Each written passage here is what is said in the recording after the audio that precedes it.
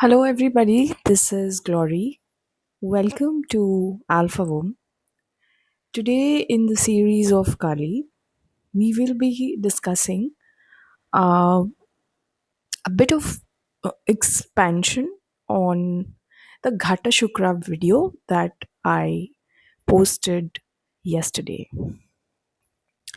So, what I'm going to discuss today is around the same topic, but giving you a an idea of what will happen, you know if the Mahasiddha, or let's say in this case, if the Bhairava, uh,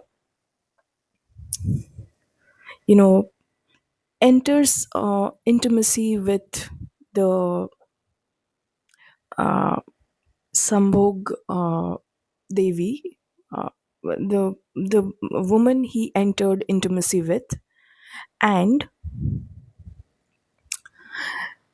after 21 days he got derailed and never came back. That can also happen. We live in Kali Yuga. If if uh, if there is somebody who believes himself to be adept in all these kriyas, and even if not so, but philosophies, and wants to try this in his or her own life, and got into a sexual union with a highly spiritual woman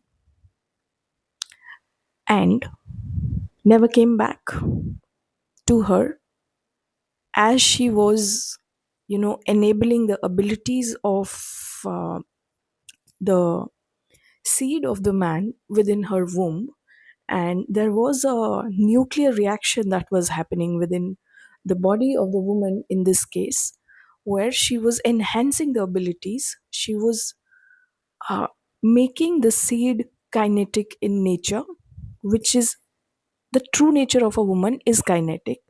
The true nature of a man is that of a static. So when a woman, when the woman within her womb enables the ability of the seed, it gains momentum. It gains kinetic momentum, and the abilities enhances. So imagine a scenario where after 21 days, somehow the yogi was uh, lost in his own realm and just betrayed the uh, the female sexual partner in this case, with whom he um, shared a sacred tantric ritual with, one of union with. What will happen now? What will happen to in such a scenario? So when a bhairav enters, so I'm calling the man, I'm treating the man in this scenario as a bhairav. So when a bhairav enters intimacy with Shakti, he steps into sacred fire. Am I clear? He steps into sacred fire. He touches her womb field, her pranic architecture, her capacity to create manifold universes with his seed within her womb, and dissolve at the same time if it's not respected. Remember this last two words. She can also dissolve the same seed if that is not respected and taken back by the man after 21 days. So, as much as this is a tantric ritual, it is precise. It is. It can also happen to real life people these days. So don't take. This can happen to real life people, and many people fall uh, due to lack of awareness, they mistreat uh, spiritual women because spiritual women act like empaths. If you have read a little bit about empathetic people, they will behave like an empath. And a lot of narcissistic men can get attracted to her. And any union that happens with a highly embodied empath who is also spiritually aligned with any kind of Shakti, mark my word, the man is gonna have repercussion. So in this case, both people, the woman more so because she's dealing with very raw Shaktis, has to be very careful with whom she is letting in her auric field, because it's like a edge of the sword, a little here and there, and the man loses his Shakti, loses his entire Shakti to the woman in this scenario. These things happen. This is very real. These things happen. And I'll explain you how it looks like. So, this sort of contact with a spiritual woman is not recreational. It was never recreational with the Mahasiddhas. They understood the preciseness of such an act. Such an sexual act was conducted with absolute precision.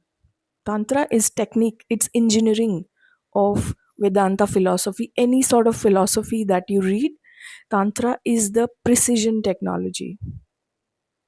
The so it works even in the hands of a wrong person who just knows the mechanism of how it works. It works, which is why uh, Shakti sadhana should not come in the hands of wrong people. If it does, there are numerous stories in our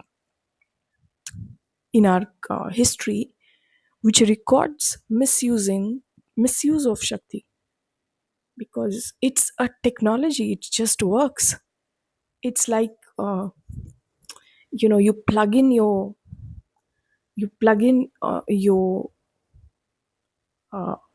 any gadget and it just works because the electricity is there. Do I make sense? I hope I do, a little bit at least. So come moving on to once the contact is achieved by the Bhairava with the female in this context, this is not considered recreational. It is consequential. It has heavy consequence, karmic, not emotional consequences, but karmic, heavy karmic consequences. If he gets into union with the woman and then abandons her coldly, unethically, conveniently, and cruelly, while she still carries his seed within her womb, and she's enhancing the ability of the seed within her womb within all this duration of time, what happens is she feels the shock of it. She feels the shock of it. She feels the grief of it. And there is a rupture. There is a rupture that takes place within the womb of the woman, born of that intimacy. What I'm talking, the woman I'm talking in this situation is not, is a yogini, but she's not aware of her Shaktis yet. So she's a modern day yogini who goes to work, who has a job, who lives a normal life, who's unaware of her powers, but she's aligned to Shaktis, which is why, which is why, you know, emotional desires were never a part of Tantra, because that is where the, chemical reaction goes haywire. I'll I'll explain that also in a bit. In the case of Mahasiddhas and Yoginis, the fierce ones, who were very aware of their power, who did it with highly aware consciousness, did the union with highly aware consciousness. They were not emotionally involved. They realized the purpose of it.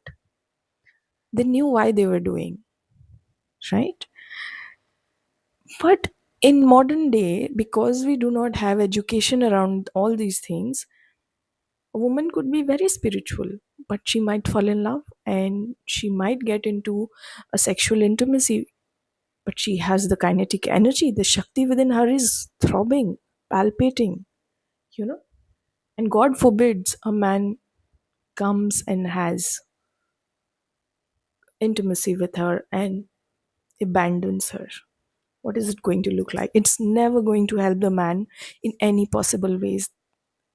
There is a rupture that happens within her womb, where she carries the possibility that she could have done with the, you know, her womb would have done with the man's seed, that man's energy mass that was within her. The Shiv Shakti reaction was happening, but now she is in shock because she is abandoned. The shock, the rupture, the grief. Is this is considered not as a mistake in Tantra. It is a Mahapapa, meaning a great sin in Tantra. Any man doing this to a very spiritual woman or highly empathetic woman, because many spiritual beings do not know that they are spiritual in nature. They could be very empathetic beings who are yet not empowered empaths. There is a difference between empaths and empowered empaths, right? A normal empath who is not yet empowered just gives. An empowered empath recognizes patterns, has healthy boundaries, says no. So until that happens, but she's still the uh, spiritual being.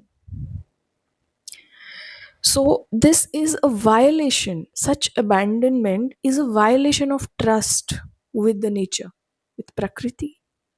It's a violation of trust with consciousness itself. And such consequences, and the consequences of such act is not moral repercussion, but it is one of an ontological collapse. What is an ontological collapse? An ontological collapse is the man will lose perspective in life. His existence would come across questionable. He would live life like a, thrift store. He would just not have perspective. He would do things, but nothing will work out. It will act like that.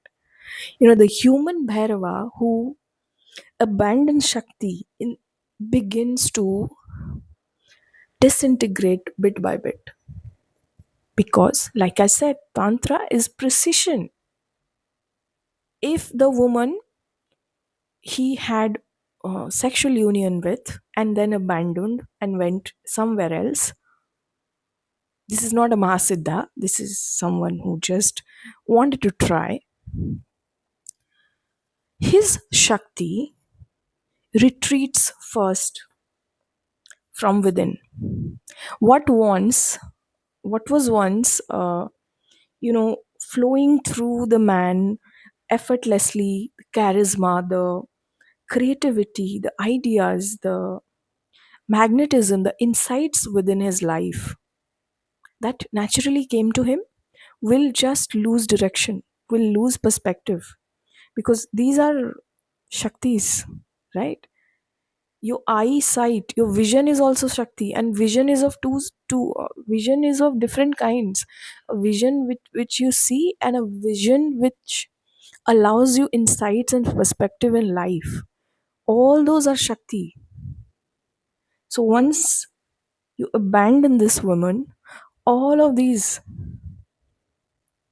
things that naturally flowed into your body, into your being naturally, just goes away from your life. So there is an this is what Tantra calls an ontological collapse. It is not emotional in nature, but your existence will be completely questionable.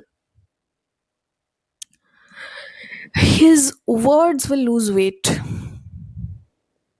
This is very important because someone who is a Bhairava, the most masculine presence is a Bhairava.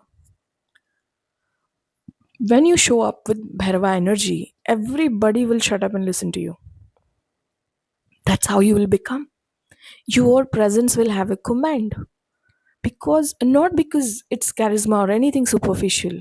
Even those superficial things are Shakti. However, your presence will have greater depth to it. You live a certain way. Your words only carry weight when your integrity has a compass, right? So the first thing that will happen is your words will start losing weight. Nobody will believe what you say.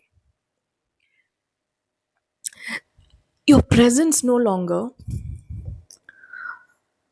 will stabilize others. Others will feel little, destabilized around you. What once felt like potential in you, potent energy in you, will now show up like performative. I'm sure you all understand what I'm trying to say. What feels like authentic presence, felt like, now will be coming across like a performative nature of yours. That's what happens when you abandon Shakti, who was, you know, who was enabling the abilities of your energy mass within her, and you abandoned her. Then comes fracture. Then comes true fracture. How does that looks like? Desires turn compulsive or numb. Now, this is what is called Shakti Soshana. The exact word in Tantra for this particular phenomena, which is an ontological collapse, is called Shakti Soshan, the drying up of power. English translation of this, I mean, the closest English translation of this particular phenomena is the drying up of power. So now, is Shakti now a victim here? No, she never is. She derives her purpose in this very situation. People go around saying injustice, injustice, injustice all around this, that this is wrong, this is wrong. They don't realize the great purpose hidden in all of these. That's Kali. That is truly Kali. When there is a victim, there is also Kali that comes out of the incidents. Great purpose is Kali, always arising out of Shakti being a victim. Any story you pick up in Ramayana, Sita was a victim. Great purpose was given to Ram. Same in Shiva Shakti story. Sati burnt, she turned into a victim. Great purpose was uh, it led to the becoming of the great masculine Shiva. That was the great purpose of. So, always the great purpose is making the greatest masculine possible. Every time Shakti turns into a victim, there is a great possibility she enables the environment for the making of the most masculine man in history till date. Take any story and see for yourself. You'll find evidence of the same. Shiva never comes down for anyone. Shiva is the most unsocial, anti everything. He's beyond the boundaries of society. So he only comes down for Shakti. Okay, and when does he comes? When Shakti turns into a victim. That is the making of the greatest masculine man. But only if he recognizes it. That's the big question. Moving on. Now, is Shakti a victim in this case? She isn't a victim. Something that powerful cannot be victim, but she places herself as victim. You know, she derives because she derives her purpose. This woman who turned into a victim also allows the purpose, great purpose to the man. Mahasiddha already had a purpose, right? In this case, in a modern situation, the man was clueless. So he had to be given a purpose, right? So these acts, when done consciously, miraculous manifestation happen. It's like a power couple. Power couple is not just a definition. It's the true essence of Shakti. You know, the man knows why he's with the woman. Why is she important to him? He always has an answer. He's not without answer. Like you ask people giving all kind of emotional reason. No, power couple is Shakti throbbing, multiplying into thousand times, and you choose a woman beside you consciously. That is when you become a true power couple. She blesses you. She makes you into thousand times of what your potential was. This is not friction that I'm saying or sharing with all of you. This is true precision of technology, scripture, tested by yogis, not by scientists. Yogis were, modern day scientists are the slow child of those yogis, I feel.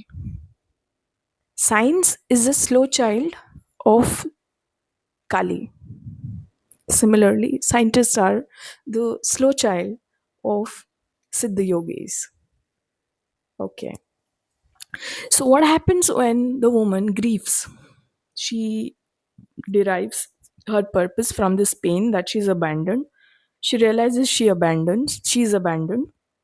What she does? Her grief burns, her womb ruptures and weeps. And then she reorganizes herself. She takes her power back. She reorganizes her life. She reorganizes herself.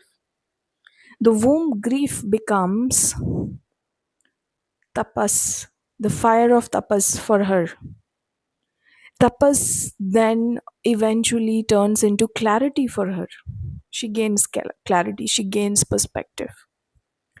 Now, clarity becomes sovereignty. She becomes independent of anyone.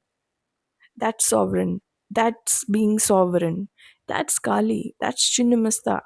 That is a woman who just takes control of her own life. She took back her power. And from abandoned Shakti arises Kali, Chinnamasta, Shamas, you know, the goddesses who no longer reigns their power in the hands of another. Okay, this is what happened. So they no longer ask to be chosen by anybody. So, Tantra is very precise. You cannot access Shakti and escape responsibility. This is quite precise in Tantra. You cannot access Shakti and deny responsibility for it. With great power comes great responsibility. Okay? You cannot wound the womb and keep the throne. You cannot wound the womb of the woman and have a throne to yourself. You cannot. This is just not possible. Tantra, the precision technology denies it. You cannot abandon creation and remain whole. She's the creation. You cannot abandon it and still choose to be whole in yourself. Is it possible? No. So Bhairava is redeemed only by returning to true presence.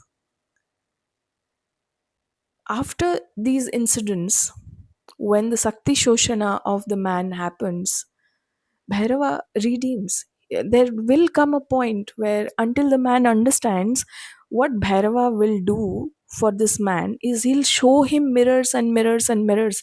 He'll be just in a hall of mirrors.